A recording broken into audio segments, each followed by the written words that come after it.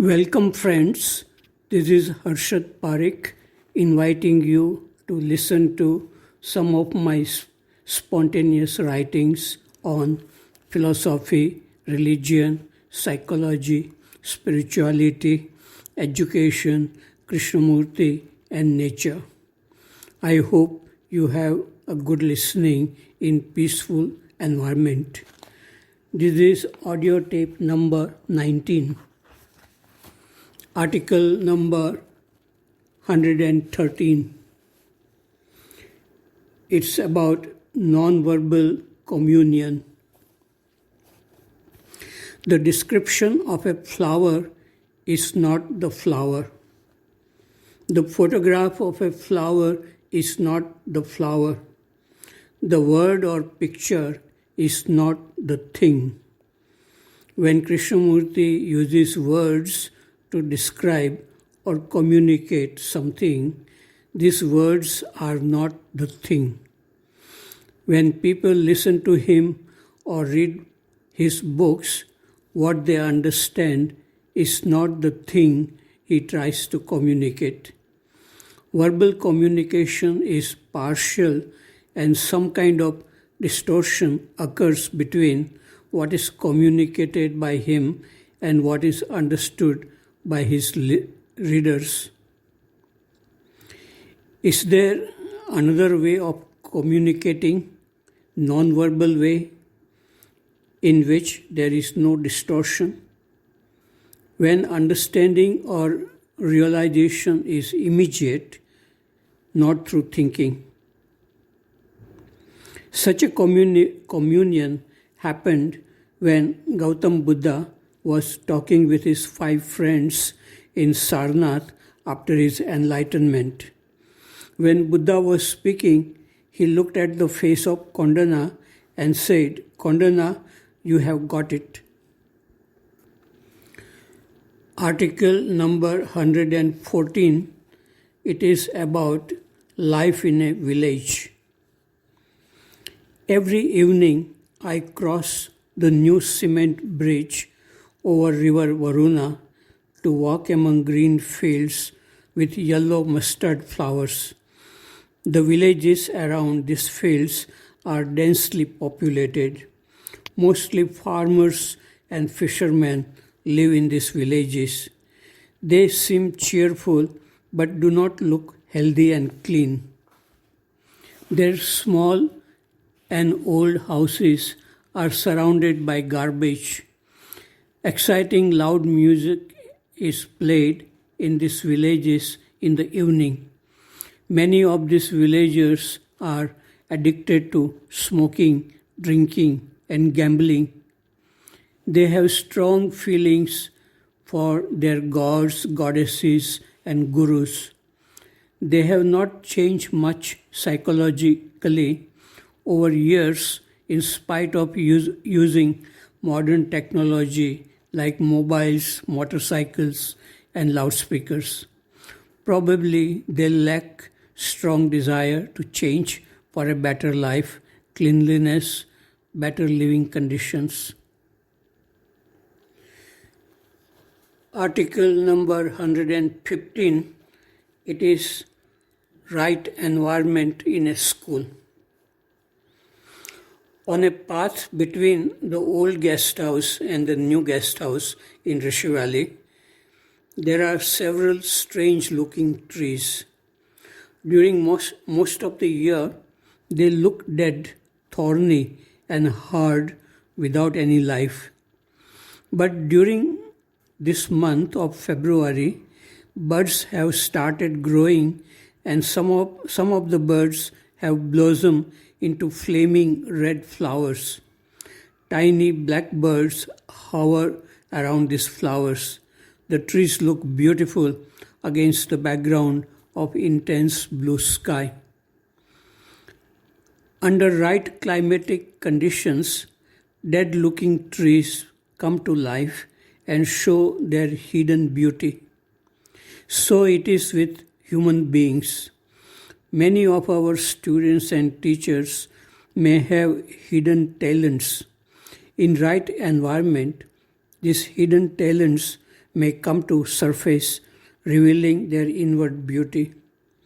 Our purpose is to create such an environment in this school. Krishnamurti, as a boy, was neglected by family and society, but the inward beauty of this boy was perceived by occultist Leadbeater. Annie Besant and Leadbeater created the right environment for Krishnamurti and his brother Nitya. They both flowered and their hidden beauty began to reveal itself. Krishnamurti realized the importance of creating the right environment for children so that they flower with all their hidden talents and beauty. That is why, unlike other mystics and philosophers, he dedicated his life to education and founded schools for children. Article number 116, it is about verbal dialogues. Many visitors from different places have come to Krishnamurti Center, Rajghat, Varanasi, to understand the teachings of Krishnamurti and to transform their life and mind. They keep on discussing among themselves intensely about human psychological problems like fear, relationship, desire, image making, etc. Many of them have spent years reading Krishnamurti's books and discussing verbally their understanding of life and mind. Yet they do not seem to have found the source of happiness, love, and freedom. I wonder if verbal dialogues can really help in touching the source within oneself. No doubt some excitement and energy is generated in such dialogues for some people who get the opportunity to express their understanding, and some people do speak with clarity and authenticity, and some with emotions. People can also listen to each other with patience. But it seems that one needs silence and attention or awareness in aloneness to see things and thoughts as they are. In group dialogues, people are occupied in understanding each other's words and ideas. Words generate more words. Thinking leads to more thinking. It is like sinking in the mud of thinking. Silent moments are very rare in such verbal communication. No doubt the brain becomes sharp in such verbal dialogues and one can explain ideas clearly. But I wonder what is the state of mind when one is not occupied in verbal dialogues. Is it at peace and free to look at itself? If the answer is yes, then it will not be disturbed by verbal dialogues with people. Otherwise, verbal dialogues keep the water of understanding muddy. Just looking at what is unfolding within the mind without trying to understand seems to be an eternal source of learning. As Krishnamurti said, freedom to look is at the beginning. Article number 117, it is need for space. One friend asked, how do we become free from the hurt of the past? I live with relatives who do not understand anything we are talking about. I have been hurt in the past by their behavior, and the feeling comes again and again. Though I understand what Krishnamurti has said, that you are the world, the actual feeling of it, while living among relatives, is extremely difficult. What is your suggestion? I said, maybe you do not have enough physical space for yourself while living among the relatives? Is it possible for you to move away from them and live separately on your own? This is not an escape. We need enough physical space. If this space is not provided, we become narrow and violent. This has been proved by scientists. Another friend agreed with what I said. Article number 118, it is bookish learning. A friend comes to see me once in a while. He always brings some good books and magazines he has read recently. He is a simple man and lives alone in a simple room in old people's house. He has read many books by well-known authors all throughout his life.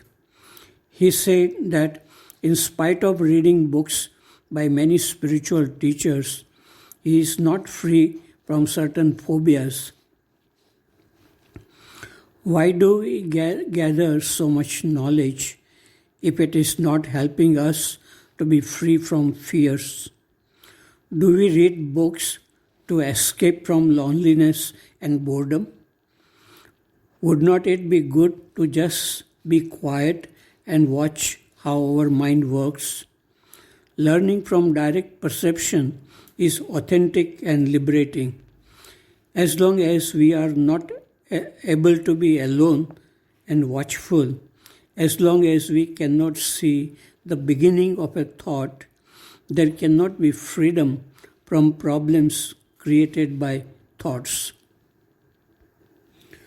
Article number 119, it is a harmonious dream. It is a cool, fresh, sunny morning. How nice to live in this valley, Rishi Valley, of trees, flowers, holy earth, and children of bright faces with affection in their hearts.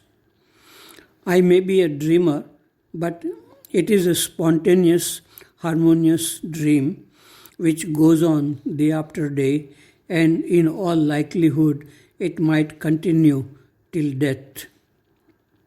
Every time I talk with students in my mind, different topics come. But the essence of my inner dialogue is that life is sacred, love is sacred, and beauty is divine. Beauty is in all things and nothing as well.